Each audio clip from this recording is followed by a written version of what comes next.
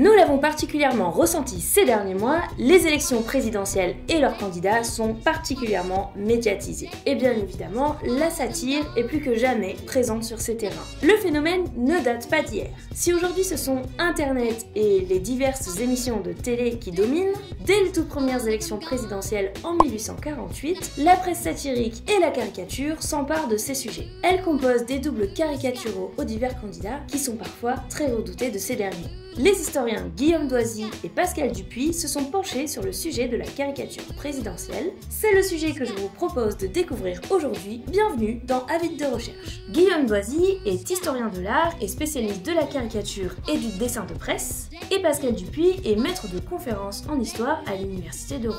Ils ont publié ensemble un article sur la caricature des présidents de la République de 1848 à nos jours dans la revue Les Cahiers de l'Histoire, où ils nous proposent de revenir en détail sur les caricatures de Nicolas Sarkozy et François Hollande avec l'éclairage de l'histoire de la caricature depuis le 19e siècle. Pour commencer, les auteurs rappellent rapidement les différents types de suffrages existants pour élire le président de la République depuis les premières élections présidentielles en 1848, ainsi que les différents pouvoirs que le président possède au fil de l'histoire, plus ou moins importants. Mais ils font le constat que, quel que soit le type de scrutin employé ou les pouvoirs accordés au président, ce dernier fait en permanence l'objet d'une attention particulière dans la caricature. Et cette dernière lui permet d'entretenir une relation complexe et quasi constante avec l'opinion qu'il a parfois du mal à maîtriser. La caricature lui élabore un double caricatural dont l'image est fluctuante et chaque artiste tente d'imposer auprès du public sa vision caricaturale de la cible pour tenter de peser sur l'opinion. Après nous avoir rappelé que depuis le 19e siècle, les supports médiatiques ont beaucoup évolué,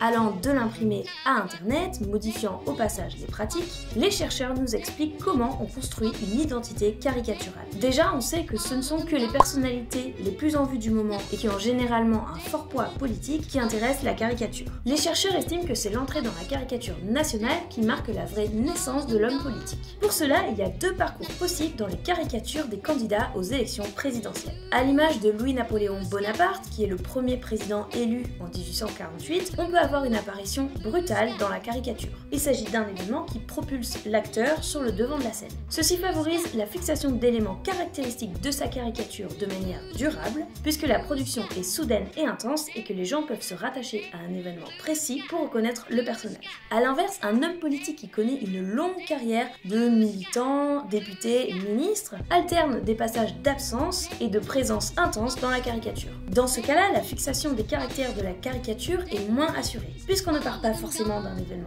marquant et le public ne peut pas s'approprier un caractère saillant de la cible. En dehors de la carrière politique, un deuxième aspect très important est celui de la personnalité du candidat. Chez Nicolas Sarkozy et François Hollande, on a dans les deux cas une longue carrière progressive où chacun occupe des postes importants avant d'accéder à la présidence, mais deux personnalités très différentes. L'une dans l'excès et l'autre dans la normalité. Qui plus est, Nicolas Sarkozy, au contraire de François Hollande, dispose d'une longue histoire caricaturale, car il a depuis longtemps un comportement médiatique, c'est le moins qu'on puisse dire. Hollande, lui, n'a occupé aucun ministère d'importance avant son investiture et cultive la discrétion. Si bien que lors de son arrivée au pouvoir, les caricaturistes n'ont pas de point d'appui pour construire son identité caricaturale et sont pris au dépourvu. Les chercheurs proposent ensuite de retracer le parcours de ces deux identités caricaturales avec l'éclairage de l'histoire de la caricature depuis le 19e siècle. Ils expliquent que certains présidents se sont imposés comme des figures majeures de la caricature alors que certains n'y ont pas trouvé de place de choix. Les présidents autoritaires ont beaucoup alimenté la machine médiatique et ont souvent donné beaucoup d'arguments à charge pour le caricaturiste. Alors que lorsque l'homme politique est effacé, il ne donne que peu de prise à la caricature. Parfois c'est un événement précis qui installe de manière durable l'identité de leur caricature, empêchant toute autre initiative de s'imposer sur le long terme. Par exemple, le président Émile Loubet voit son identité caricaturelle se fixer lors d'une agression à coups de canne sur la tête que lui porte le baron Cristiani en 1899. À partir de là, la caricature opposée au président le présente avec un chapeau haut de forme cabossé. Cette rapidité d'intégration d'un événement par un code graphique est alors une nouveauté. Et peu à peu, le motif est adopté par des dessinateurs situés au-delà des opposants du président. Ainsi, le motif perd de sa violence politique pour devenir une caractéristique permettant de reconnaître la la caricature du président sans connotation polémique. Les chercheurs font le parallèle avec la caricature de Sarkozy, dont les signes distinctifs se fixent au fil de sa carrière politique. Ce sont notamment ses sourcils arqués, accentuant son caractère inquiétant, voire vampirisant. Un deuxième aspect qui a vite occupé les caricaturistes, c'est le contraste entre son image d'homme à poigne et sa petite taille. En particulier à partir de 2006, où un cliché montrant Sarkozy serrant la main à Bush, connu pour sa grande taille, circule, et où l'on ne voit pas la différence de taille entre les deux hommes. Les commentateurs s'interrogent sur une éventuelle falsification par le recours aux talonnettes, révélant alors un complexe du président souhaitant en fait cacher sa taille réelle. Ceci est accentué par la propension de Sarkozy à se mettre sur la pointe des pieds lorsqu'il est filmé ou pris en photo,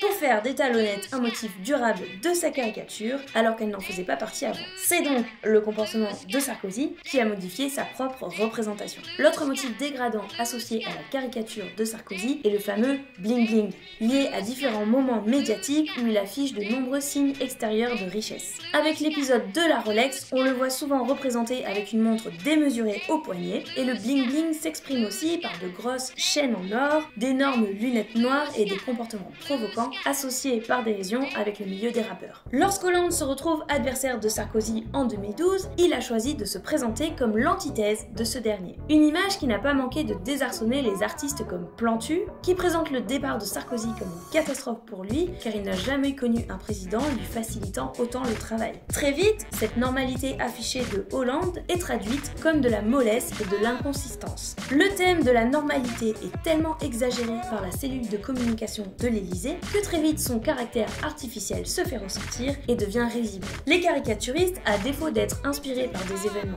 particuliers, imaginent le quotidien d'un président normal et en multiplient les parodies. La vie privée de Hollande, qui n'avait pas parasité sa campagne, obtient après l'élection une place considérable dans la vie publique et est adaptée dans le discours satirique.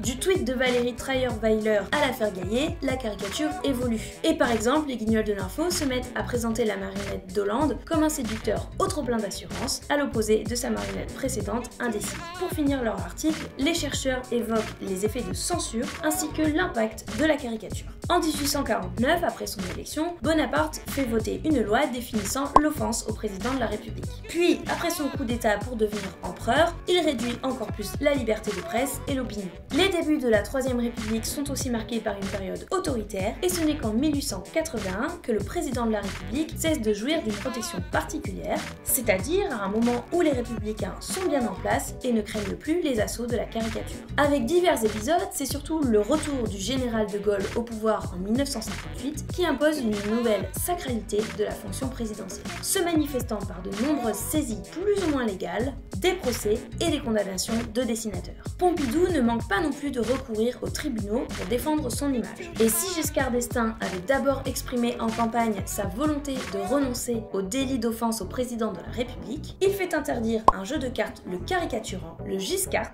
au nom d'une utilisation illicite de son image. Sarkozy aussi a un rapport particulier à la censure, je vous laisse reprendre tous les détails dans l'article dont le lien se trouve en description. On explique généralement la tentation de la censure par la crainte de l'impact de la caricature. Au 19e siècle déjà, certains considèrent qu'elle est dangereuse, produit du désordre et modifie les comportements. Pourtant, pendant la toute première des élections présidentielles, en 1848, beaucoup de caricatures à l'encontre de Bonaparte circulent, ne l'empêchant pourtant pas de se faire élire à presque 75% des voix.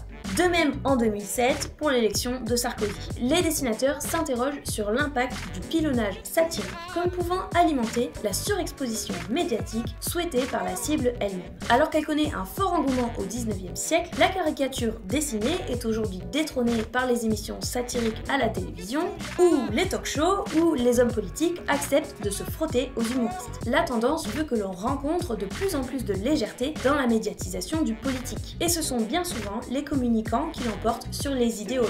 De plus, les chercheurs posent cette question. Quand le pouvoir prend la défense du satiriste, comme on l'a vu dans les récents événements tragiques, quand les chefs d'État manifestent pour défendre la liberté d'expression, dont on sait qu'ils avaient toujours tenté d'en limiter les effets, quel rôle reste-t-il à la caricature? Je vous invite donc à consulter cet article très intéressant qui contient bien plus de détails sur l'histoire de la caricature. Le lien donc est dans la description. Et voilà, c'est la fin de cet épisode. N'hésitez pas à le partager s'il vous a plu. Si vous êtes chercheur en sciences humaines et sociales et que que vous voulez nous soumettre une publication récente, n'hésitez pas à nous écrire au mail qui se trouve aussi en description. Et moi je vous dis à dans un mois pour un nouvel avis de recherche.